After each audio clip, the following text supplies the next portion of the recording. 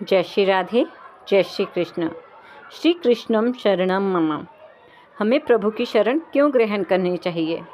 जब हमें मानव देह मिली है और हम मृत्यु लोक में आए हैं तो समझो हमें सौभाग्य प्राप्त हुआ है प्रभु की प्राप्ति का। प्रभु की प्राप्ति हम क्यों करें? प्रश्न यहाँ उठता है कि जब हमें मानव जन्म मिला है तो इस जन्म में ही प्रभु प्राप्ति क्यों?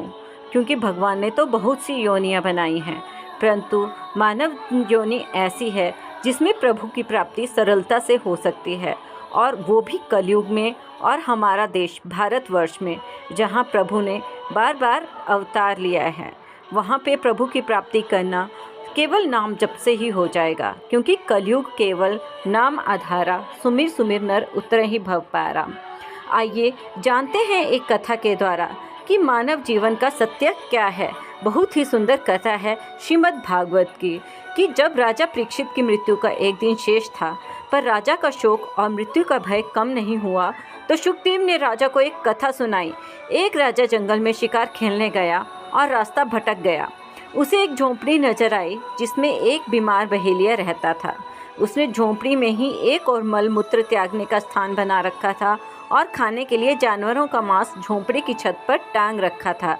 वह छोटी सी दुर्गंध युक्त झोंपड़ी में रहता था।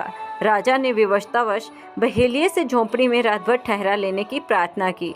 बहेलिया बोला, मैं भटके हुए राहगीरों को अक्सर ठहराता रहा हूँ, पर दूसरे दिन वे झोंपड़ी से जाना नहीं चाहते।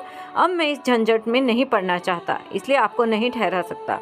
राजा ने उसे वचन दिया कि वह ऐसा नहीं करेगा, किंतु सुबह उठते उठते उस झोंपड़ी की गंध में राजा ऐसा रच बस गया कि वहीं रहने की बात सोचने लगा। उसका बहेलिये से इस बात के लिए कलह भी हुआ। शुकदेव ने परीक्षित से पूछा, क्या उस राजा के लिए झंझट उचित था? परीक्षित ने कहा, वह तो बड़ा मूर्ख था, जो राजकाज भूलकर दिए हुए वचन को तोड़ते हुए भी अधिक समय तक झोंपड़ी में रहना चाहता था। आखिर वह राजा कौन था? तो शुकदेव जी ने कहा, वह कोई और नहीं, तुम स्वयं हो। इस मल मूत्र की कोठरी यानी देह, जिसमें जितना समय तुम्हारी आत्मा को रहना जरूरी था, वह अवधि पूरी हो गई है। अब इसे दूसरे लोक को जाना है। क्या अब भी मरने का शोक करना उचित है? परीक्षित ने मृत्यु के भय को भुलाते हुए मानसिक रूप से निर्वाण की तैयारी कर ली और अंतिम दिन कथा का श्रवण पूरे मन से किया और भगवत प्राप्ति भी की। तो इस कथा का सार यह ही है कि हमें मानव जन्म मिला है तो समझो प्रभु की कृपा हुई है, और हमें इसे यूं ही व्यर्थ नष्ट नहीं करना चाहिए। आइए भगवान का नाम जप करके हम भी प्रभु की प्राप्ति करते हैं। जय श्री राधे, जय श्री कृष्ण। यदि आपको यह वीडियो अच्छी लगी तो कृपया इसे लाइक करें, अधिक से अधिक शेयर करें और हमारे चैनल को सब्सक्राइब करें। जय श्री राधे, जय श्री कृष्ण।